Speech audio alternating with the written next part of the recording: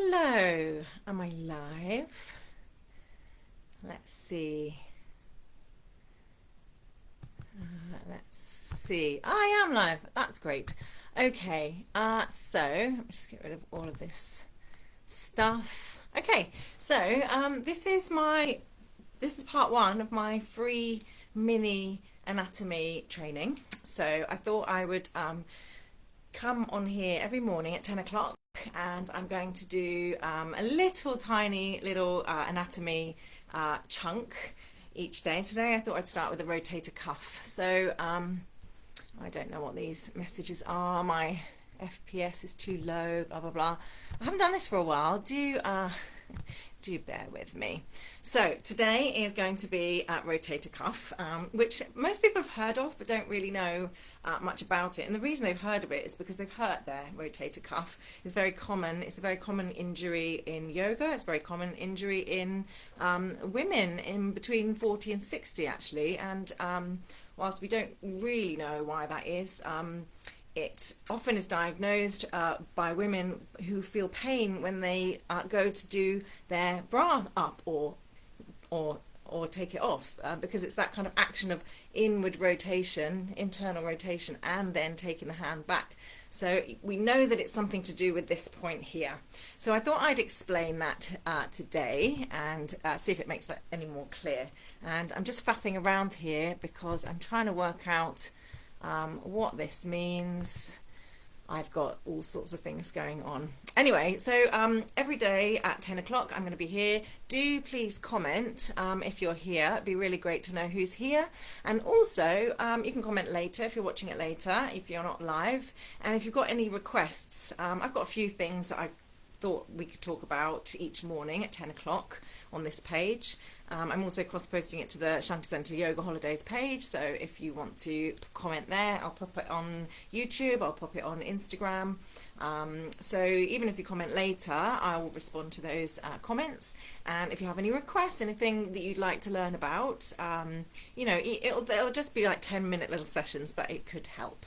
So onwards. So we're going to talk about the rotator cuff. So the rotator cuff are the deep stabilizing muscles of the shoulder.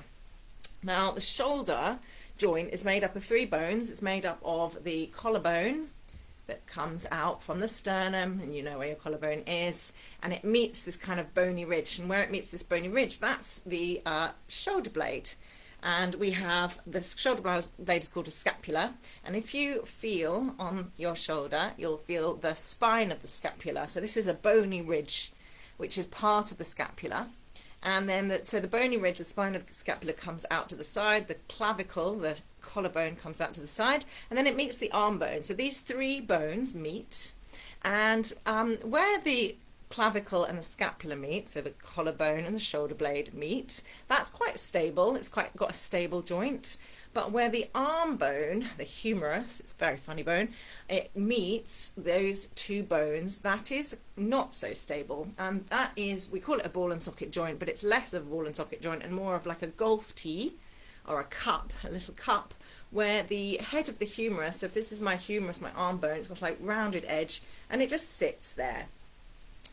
It's the job of the rotator cuff, these are the deep stabilizing shoulder muscles, to just keep the head of the humerus just tucked in that golf tee so that it doesn't roll too far forward, doesn't roll too far back, doesn't roll too far up, and it just sits snug. You can imagine that if a joint where two bones meet is nice and snug, there's going to be less wear and tear.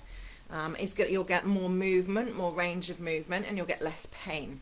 So what happens is there's a difference between our superficial muscles. These are the big muscles on the outside. They're literally superficial. They're just under the skin. These are big muscles. They take up a lot of area, and they're prime movers. So they're designed to do our main actions.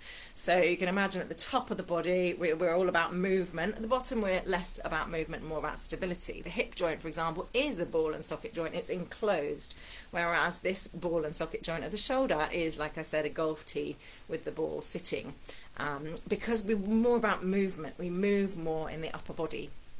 So these are the superficial muscles on the top, you know, like our deltoids here, which form the cuff around, over the top of the rotator cuff. These are the ones we need to move with. But I guess if these get very tired, or if we're using them the wrong way, or if we're repeatedly using them, then when they tire, we're going to use some of the action of the rotator cuff, and that's when they might get pulled. Or if we overstretch a little bit these muscles, then they're going to get in trouble. So let's have a look at the shoulder blade and the arm bone here. So the rotator cuff are literally going to attach to the top of the arm bone. So there's a muscle that goes on the back of the shoulder blade. So it goes underneath the spine of the scapula. It goes from the inside, so this would be the inside edge near the spine. Imagine my spine would be here. This is the medial border near to the spine. And it attaches just under this spine of the scapula and catches the back of the top of my arm bone. And then underneath the shoulder blade on the other side is another muscle which is going to catch the front. And so between them, these are going to kind of have a little tug of war and just get that, where can I show you here?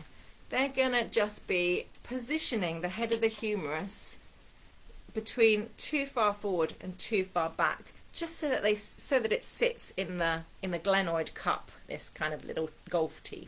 So it's really important that these are working effectively. You can imagine that gravity is kind of pulling the arms forward and down. So it does need some action getting it back. Often we need more plugging in at the back. And we actually have two muscles at the back they're pulling. So you've got the infraspinatus, which is infra is inferior to spinatus, spine of the scapula. So it's that muscle that's underneath the spine of the scapula there, spine of the scapula, which you can feel, the muscle underneath, hooking onto the top of the back of the arm bone.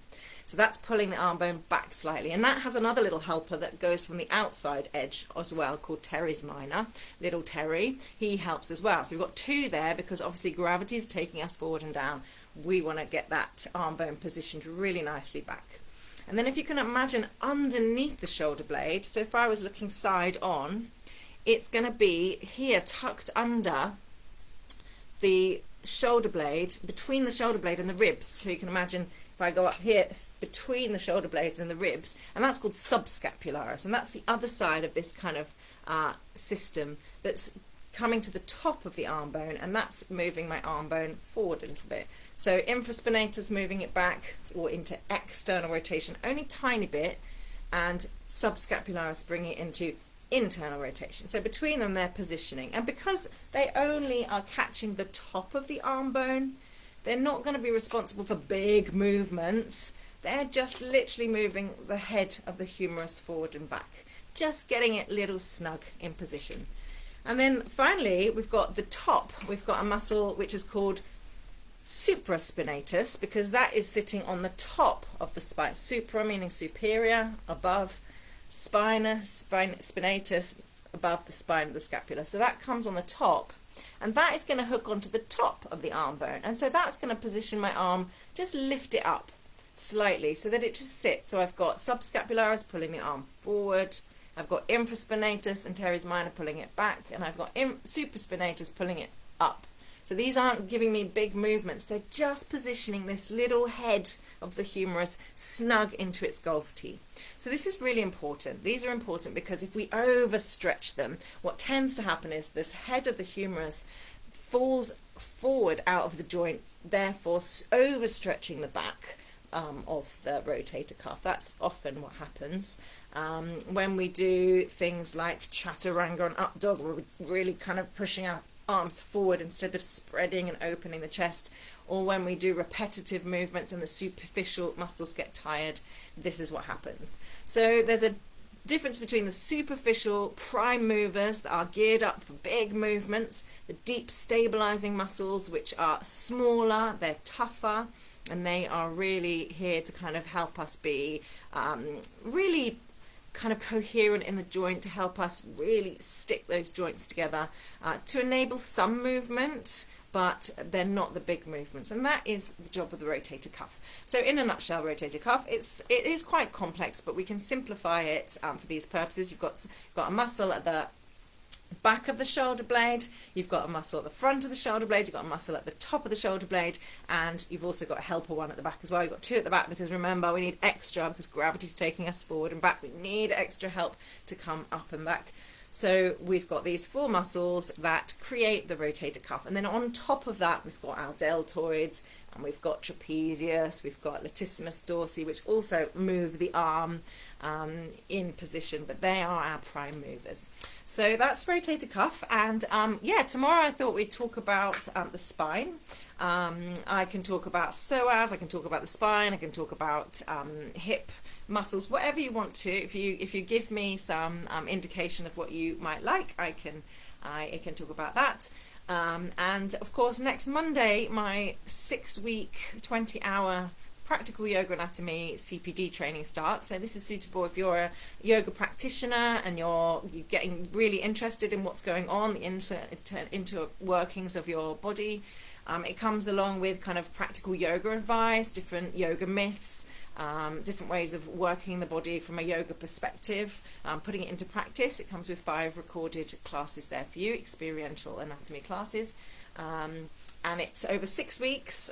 We meet on Monday mornings from 10 till 12, but they're recorded. If you want the CPD certificate, you have to come to 3 out of the 6 at least of those. But it's better if you come anyway, because I'll make it interactive and fun.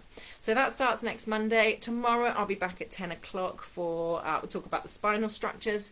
And do comment, do let me know what you'd like me to talk about, and if this is helpful, or if it's too complicated, or just give me your feedback, and I will see you next time. Bye.